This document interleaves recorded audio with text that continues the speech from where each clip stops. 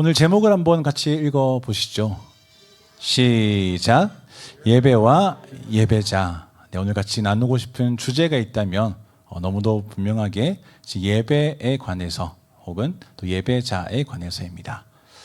오늘은 크게 해서 두 가지를 말씀드릴 건데, 하나는 예배가 어떤 것인지 예배의 본질에 대해서 간단하게 좀 언급한 다음에 그 예배를 드리는 예배자로서의 우리의 태도와 자세는 어떠해야 되는지를 예수님을 만난 사람들, 삭개오와 날 때부터 눈먼 자와 혈루병 걸린 여인, 이 세 사람을 좀 예를 보면서 예배자의 태도가 이러해야 하겠구나라는 것을 좀 같이 나누고자 합니다.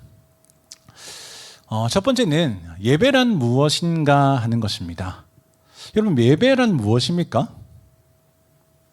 라고 했을 때 쉽사리 답을 딱 한 줄로 하기가 쉽지는 않습니다. 왜냐하면 이 예배라는 것 자체가 굉장히 거대한 단어고, 이 기독교 역사 속에서 예배는 계속해서 모습이 바뀌어져 왔기 때문에 그렇습니다. 그 말은 한 1, 2세기의 기독교 성도를 지금 순식간에 해가지고 이 자리에 앉혀 놓으면 그 사람은 지금 우리가 뭐 하고 있는지 모를 확률이 높다는 것입니다.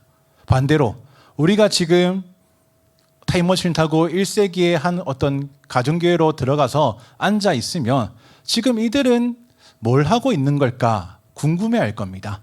예배는 왜 시작을 안 하지? 라고 아마 여길지도 모릅니다. 하지만 그들은 이미 예배가 시작되었습니다. 이야기하고 먹고 마시고 인사하고 가는 것. 왜 이렇게 인사만 하고 헤어지고 예배는 언제 하는 거야? 그것이 지금 우리의 개념으로 1세기 예배를 바라보면 그렇게 보인다는 것입니다. 1세기로부터 지금까지 예배는 굉장히 많은 모습으로 변화해 왔는데, 그럼에도 불구하고 1세기의 예배와 지금 2026년의 예배를 같은 예배다라고 할 수 있는 이유는 무엇인가 하는 것입니다. 외형은 수도 없이 많이 바뀌었지만 그 본질은 같다는 것입니다. 오늘 그 이야기를 잠깐 나누고자 합니다. 예배란 무엇인가라는 것이 한 줄로 설명하기 쉽지 않은 것은 우리가 예배를 이라고 한 다음에 그 뒤에 사용하는 서술어가 얼마나 많은지를 좀 알면 예배가 참 여러 가지 의미를 담고 있구나 하겠습니다. 그럼 예배를 어떻게 합니까? 우리는 예배를 드립니다. 또 예배를 봅니다. 그죠? 또 예배를 합니다. 또 예배에 갑니다. 또 예배에 참여합니다. 더 많은 수식어가 있을 것입니다. 우리 예배 가기도 하고, 예배를 드리기도 하고, 예배를 보기도 하고, 예배를 하기도 하고, 예배에 참여하기도 하는데, 이 다양한 서술어가 예배라는 어떤 단어에 붙을 수 있다는 것은 예배라는 것이 참 다양한 어떤 의미를 포함하고 있음을 전제하는 것이다라고 할 수 있겠습니다. 1세기 초대교회 예배와 오늘 우리의 예배가 같다라고 할 수 있는 그 성경적인 근거 혹은 그 본질적인 문장이 있다면 실은 오늘 읽은 히브리서 10장 19절에서 22절까지입니다. 예배란 무엇인가 하면 여러분 10장 19절 첫 줄을 한번 읽어볼까요? 시작. 그러므로 형제들아 우리가 예수의 피를 힘입어 여기까지. 그리고 22절의 마지막 문장 참 마음과부터 시작. 참 마음과 온전한 믿음으로 하나님께 나아가자. 합하면 어떻습니까? 형제들아 우리가 예수의 피를 힘입어 참 마음과 온전한 믿음으로 하나님께 나아가는 것이 예배입니다. 이것이 지금의 예배와 또 1세기 예배가 같은 예배다라고 말할 수 있는 예배의 본질이라는 것입니다. 예배는 우리가 예수 그리스도의 피로 말미암아 하나님께 담대한 마음을 가지고 믿음으로 나아가는 것입니다. 그런데 예배는 하나님께 나아가는 일입니다. 하나님을 만나는 일입니다. 하나님께 더 가까이 나아가는 길이 예배입니다. 그래서 저는 사실 예수님을 진지하게 나의 구주로 고백한 이후로 기독교 신앙에 대해서 내가 기독교인이다라고 스스로 그렇게 고백한 이후로 저는 예배가 즐겁지 않은 적이 없었습니다. 예배는 저희가 언제나 즐거운 것이었고 감사한 것이었고 또 할 수 있어서 기쁜 것이었습니다. 예배가 지루하다라는 생각은 딱히 해본 적은 거의 없는데, 근데 참으로 안타깝게도 제가 상담하고 있는 몇몇 학생들 혹은 청년들, 심지어 이 장년들까지도 이야기를 들어보면 어느 순간 예배의 감격과 기쁨이 저만치 사라져서 예배의 기쁨을 느끼면서 예배가 즐겁다, 이 수많은 예배를 하는 것이 참 얼마나 좋은가 하는 마음이 아니고, 예배가 빨리 끝났으면 좋겠다의 마음만 남아있는 상태로 예배석에 앉아있는 분들을 꽤 종종 봅니다. 제가 그런 분들을 얼마나 이해하려고 노력했는지 모릅니다. 어떻게 하면 예배가 지루해질 수 있을까? 근데 사실은 잘 모르겠습니다. 근데 그걸 반대로 생각하니까 예배에서 정말 참된 기쁨과 즐거움과 고백을 좀 이렇게 뒤로 한 채 그저 앉아있기만 하려고 하니 얼마나 힘들까라는 생각은 또 들긴 합니다. 예배가 너무너무 좋은 것인데, 예배가 너무너무 귀한 것인데, 예배가 그렇게 절대 가벼운 것이 아닌데, 그리스도의 피로 말미암아 하나님께 나아가는 것인데, 그것이 예배인데 이것이 그 마음 깊숙이 믿음과 고백으로 드려지지 않고 그저 예배의 자리에 착석하는 것이 의미의 전부가 돼버린 어떤 그런 우리 교회 지체들을 보면 정말로 좀 마음이 아프고 기도해 줄 수밖에 없겠다는 생각을 하게 됩니다. 그래서 오늘 같이 우리가 예배의 본질에 대해서 다시 한 번 더 생각하고 우리 예배의 자세에 대해서 한 번 더 돌아보면 좋겠습니다. 예배란 예수의 피를 힘입어 성소에 들어갈 담력을 얻었으므로 하나님께 나아가는 것이다 라고 말씀드렸습니다.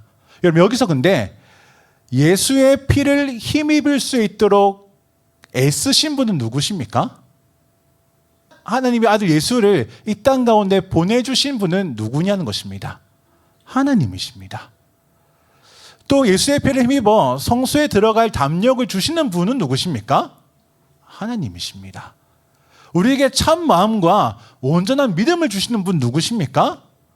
하나님입니다. 그러니 이 예배라는 것은 처음이 하나님으로부터 시작한 일입니다. 하나님이 우리를 위해서, 하나님이 인간을 위해, 하나님이 죄인을 위해 일하시는 은혜의 시간이 예배라는 것입니다. 아무 공로 없는 이 죄인을 긍휼히 여기시고 불쌍히 여기셔서 그 죄인을 위해 일하시는 하나님의 은혜를 입는 시간이 이 예배라는 것입니다. 우리가 예수의 피를 힘입기 위해서 우리가 한 것이 없고, 들어갈 담력을 얻기 위해서 우리가 한 일이 없고, 참 마음과 온전한 마음을 가지기 위해서 우리가 한 일이 없는데, 오직 하나님이 이 갈 곳 없는, 또 죽음밖에 남지 않은 이 공로 없는 이 죄인을 불쌍히 여기셔서 우리를 살리시려 예수 그리스도를 보내시고 그 사랑하는 아들을 외면하시고 십자가에서 죽게 하사 우리로 하여금 다시 하나님께 나아가도록 하신 일을 계속해서 경험하는 것이 예배라는 것입니다. 사실 이 일은 우리 인생 전체를 통해서 일어나는 일입니다. 그러니 여러분, 우리의 삶 전체가 예배라고 할 수 있겠습니다. 우리의 삶 전체가 하나님께 나아가는 일이요, 그렇게 우리의 삶 전체가 하나님께 나아가는 예배라는 것입니다. 그렇게 우리가 거기서 도출할 수 있는 결론이 무엇입니까? 내 삶 전체가 하나님께 나아가는 예배이기에 우리가 살아가는 가정과 국가와 사회와 정치와 경제, 내가 활동하는 모든 삶의 영역이 다 예배의 처소가 되는구나 하는 그런 고백이요, 깨달음이라는 것입니다. 저와 여러분이 살아가는 그 일상생활 그 모든 곳에서 우리의 소명의 모든 자리가 하나님께 나아가는 자리, 예배의 자리가 된다는 것입니다. 그러니 우리의 삶을 주님 앞에 예배로 드리는 것입니다. 우리의 삶 어디에서도 우리를 위해 일하시는 하나님의 은혜 없이 살아갈 수 있는 장소는 없기 때문입니다. 우리의 삶 어느 시간도 하나님 이 시간은 신경 안 쓰셔도 됩니다, 나 혼자 잘 해볼게요 할 수 있는 시간은 없다는 것입니다.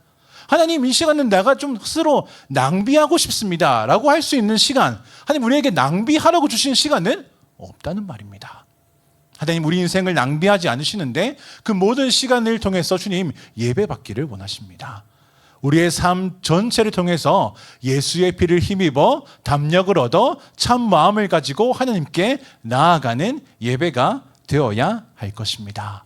또 저와 여러분의 삶이 그 예배 자체가 되시기를 소망드립니다. 각자 개인으로 살아가는 그 모든 삶이 다 실은 예배인데, 근데 그 각자가 살아가는 모든 삶의 시간 중에서 특정한 장소와 특정한 시간에 우리가 공동체로 모여서 이 일을 함께 고백할 때, 우리가 삶이 전체가 예배인데 이 우리 삶 전체 예배를 특정한 장소와 시간에 압축해서 같이 모인 상태에서 하나님을 높이는 것을 우리가 지금 드리고 있는 이런 교회 예배, 공예배라고 할 수 있겠습니다. 그 예배는 우리의 삶 전체로 드리는 우리 각자 삶의 예배와 각자가 공동체로 한 장소에 모여서 드리는 이 공예배로 또 구분할 수도 있겠습니다. 그 말은 여러분, 이 시간 우리가 드리고 있는 이 예배조차도, 이 예배의 시작은 사람에게 있지 않고 하나님에게 있다는 것입니다. 우리가 예배할 수 있는 이유는 우리가 스스로 결단해서 여기 모였기 때문이 아니고 예수님이 우리를 위해서 죽으셨기 때문이고 그 죽으심 가운데 우리를 부르셨기 때문입니다. 내가 오늘 예배 가야지 해서 앉아 있는다고 해서 이 예배가 나로부터 시작되는 것이 아니라 우리를 부르신 그 초청으로부터 시작되니 이 우리의 모든 교회 가운데 드려지는 공예배가 주님께서 부르시는 초청에 응답한 공동체의 행위라는 것입니다. 그러니 이 예배의 시작도 하나님이시고 이 예배의 마침도 하나님이십니다. 이 예배의 주인이 하나님이시니 이 예배 가운데 드러날 이름이 하나님밖에 없는 것입니다. 종교개혁자 마틴 루터를 아시죠? 마틴 루터가 이런 예배에 대해서 고민을 많이 했습니다. 종교개혁 이후에 우리 프로테스탄트 교회가 드리는 이 예배는 가톨릭에서 하던 미사와는 조금 다른 개념인데, 그래서 마틴 루터가 그 가톨릭의 미사와 좀 구분하기 위해서 이 개신교의 예배를 위해서 만든 단어가 이 독일어로 있습니다. 제가 독일어를 못하기 때문에 말씀을 드리지 않겠습니다만은 거티스트 디엔트라는 단어입니다. 이것이 근데 단어가 중요한 게 아니고 그 단어에 어떤 의미가 포함되어 있냐면 우리 개신교의 예배는 독일어 그건데 그 의미는 서비스라는 것입니다. 예배는 서비스다라는 것이 마틴 루터가 정의한 우리의 예배입니다. 예배는 서비스라는 것을 주는 주체가 있고 서비스를 받는 수혜자가 있다는 것입니다. 그러면 누가 주체고 누가 서비스를 받는 수혜자입니까?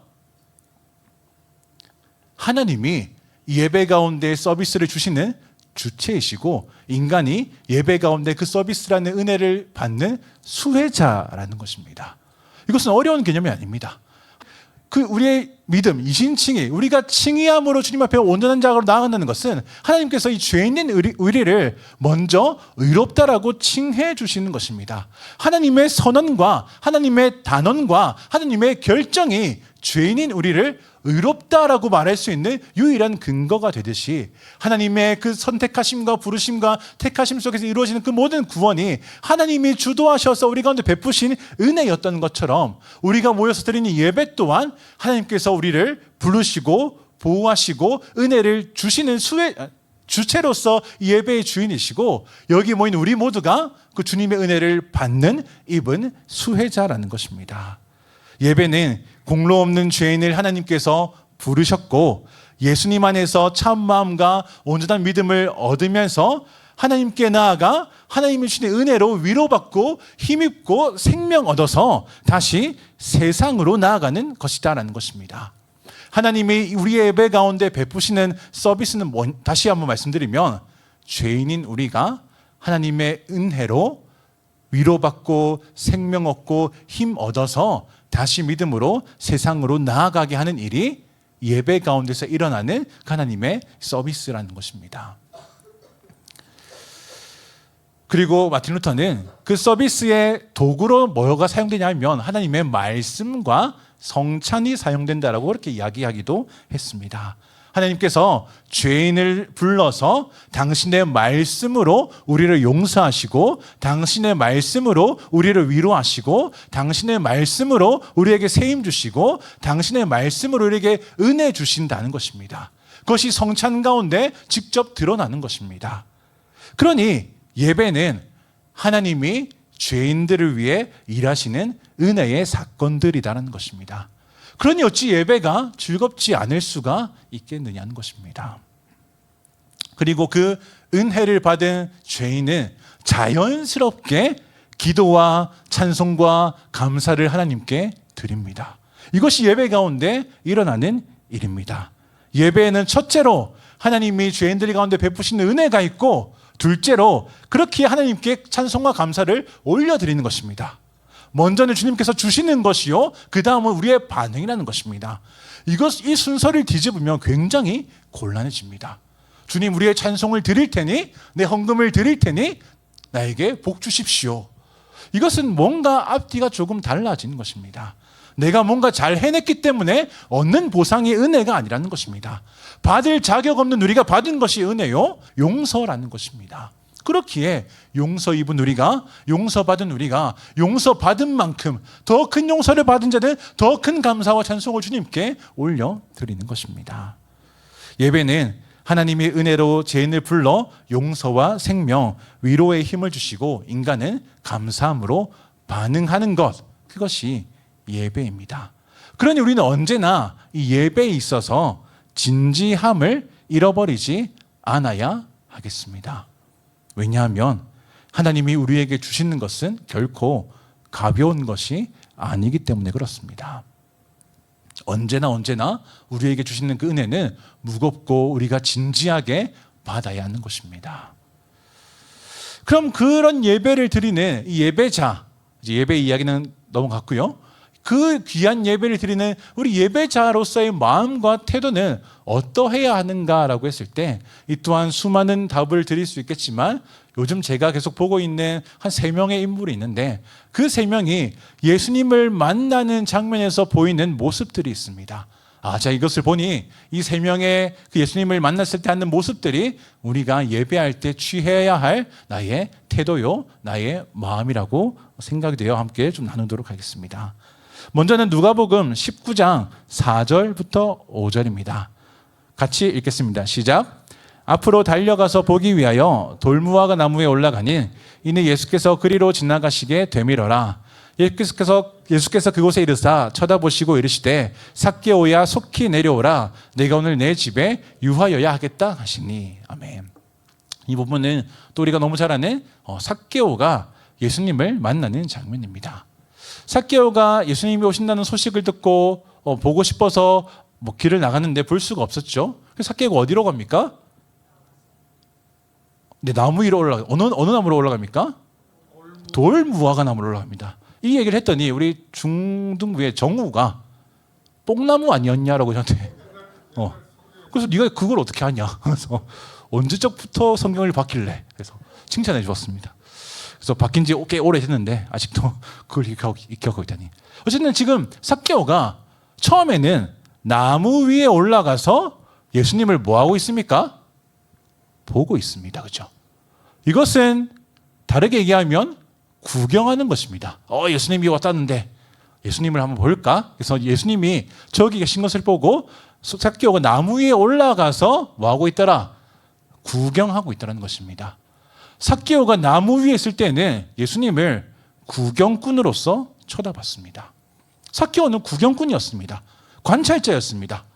근데 그런 구경꾼 삭개오를 향해서 예수님이 또박또박 걸어오시더니 5절에 그 나무 밑에서 삭개오야 속히 내려와라. 내가 오늘 너의 집에 유하여야 하겠다라고 말씀하십니다. 그 말에 삭개오가 나무 위에서 내려옵니다. 그리고 예수님을 집에 모셔드립니다. 이때부터 예수님을 향한 삭개오의 태도가 바뀐 것입니다. 그 이전에 뭐였습니까? 구경꾼이었습니다. 하지만 예수님의 음성에 쪼르르 내려와서 집으로 모신 순간 그는 더 이상 예수님을 구경하는 자가 아니라 예수님의 길에 참여하는 자가 된 것입니다. 나무 위에 있던 삭개오는 구경꾼이었는데 나무 밑에 내려온 삭개오는 믿음의 참여자라는 것입니다. 여러분, 우리가 얼마나 많은 시간 동안 나무 위에서 있는 삭개오처럼 신앙생활을 하는지 모릅니다. 그냥 구경하는 것입니다. 하나님을 구경하고 말씀을 구경하고 예수님을 구경하고 교회를 구경합니다. 근데 자기는 그것이 예배하는 줄 오해하시는 분들이 종종 있습니다. 제가 봤을 때 그냥 구경하고 계시는데 나는 잘 참여하고 있다라는 것입니다. 내려온 다음에 예수님을 자기의 삶에 모셔드리는 그 다음 놀라운 일을, 기쁨을 잘 모르시는 것입니다. 여러분, 우리가 나무 위에서 예수님을 구경할 때가 있을 수 있습니다. 하지만 예수님이 삭개오의 이름을 불러주신 것처럼 하나님 우리의 이름을 부르시고 선한 목자 되신 주님께서 우리 각자의 양을 한 사람 한 사람 이름을 불러주십니다. 그 이름을 들은 우리는 더 이상 나무 위에 있을 수 없는 것이죠. 내려가서 그 믿음의 행위에 참여하는 것입니다.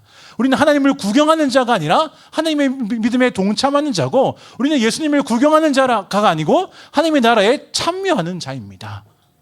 우리의 예배는 구경꾼으로서 있는 것이 아니라 참여자로 있는 것입니다. 우리의 예배는 나무 위에서 드리는 것처럼 드려서는 안 된다는 것입니다. 나무 밑으로 내려와서 예수님을 내 삶에 모셔드린, 삭개오가 예수님을 자기 집에 모셔드린 그 삶의 태도와 자세가 오늘 우리가 드리는 예배의 자세와 태도가 되어야 한다는 것입니다. 여러분, 예수님을 관망하지 마십시오. 예수님을 구경하지 마십시오. 예수님을 관찰만 하지 마시고 예수님의 초대에 응하셔서 그 삶에 동참하는 것이 우리 예배라는 것입니다. 예배에 우리가 앉아있지만 주님의 부르심에 응답한 것이요, 그 부르심에 반응하는 것입니다. 우리가 예배한다는 이 모습은 우리가 하나님 나라의 더 이상 구경꾼이 아니라 참여자가 되었다는 가장 물리적인 증거가 될 것입니다. 그러니 여러분, 이 귀한 시간을 구경꾼으로서 낭비하지 마시고 언제나 참여자로서 예수님을 삶에 모셔드린 자의 예배가 되시기를 소망드립니다. 두 번째는 요한복음 9장 7절입니다. 같이 읽겠습니다. 시작. 이르시되 실로암 못에 가서 씻으라 하시니, 실로암은 번역하면 보냄을 받았다는 뜻이라. 이에 가서 씻고 밝은 눈으로 왔더라. 이 장면은 날 때부터 눈먼 자 아시죠? 제자들이 예수님, 이 자가 눈먼 것이 자기의 죄 때문입니까? 부모의 죄 때문입니까? 이제 답을 주시죠. 예수님 뭐라 하십니까? 이 사람의 죄도 아니고 부모의 죄도 아니라 하나님께서 그에게 하실 일을 나타내고자 하십니다. 그저 하나님이 아직 이 자에게 하실 일이 남아있는 것이고 그 일을 통해서 이 사람이 하나님께 영광 올려드릴 것이라는 놀라운 말씀을 들은 다음에 예수님이 이 진흙을 디디기셔서 이 사람의 눈에 붙인 다음에 저기 있으니 실로암에 가서 씻으라고 말씀하셨습니다. 그 말에 이 날 때부터 눈먼 자가 실로암 못에 가서 씻고 왔더니 눈이 밝아졌다는 것입니다. 제가 주목하고 싶은 것은 여러분, 이 눈먼 자가 눈에 진흙을 묻힌 채로 실로암까지 가는 일이 쉬웠겠습니까? 어려웠을 것입니다. 떠듬 그 마음도 급하고 빨리 가고 싶어서 알덩이도 막 헤맬 것입니다. 때로는 넘어지기도 하고 자빠지기도 하고 사람하고 부딪히기도 할 것입니다. 아, 너 어디 가냐? 구걸하지 않고 어디 가냐? 더 이상 구걸은 내 소관이 아니고 난 저 실로암으로 가야 됩니다. 넘어지고 자빠지고 또 일어나서 실로암으로 가는 것입니다. 예배는 그런 것입니다. 가야만 하는 것이란 말입니다. 왜 가야만 합니까? 예수님이 가서 씻으라고 하셨고 그러면 네가 낫게 될 것이다라고 약속하셨기 때문입니다. 이 사람이 실로암을 가다가 너무 많은 부딪힘에 넘어지고 그렇게 하다 보면 또 다른 사람들이 야 이제 그만해라, 뭐 실로암 지금 꼭 가야 되냐, 나중에 가도 되지 라고 말릴지도 모르겠습니다. 이 사람을 곰곰이 생각하다 보면 그래, 실로암에 안 가도 될 이유를 막 찾았을 수도 있습니다. 실로암에 안 가도 될 이유, 실로암에 가지 않을 이유가 이 사람에게 어쩌면 더 산적하게 쌓여 있을지 모릅니다.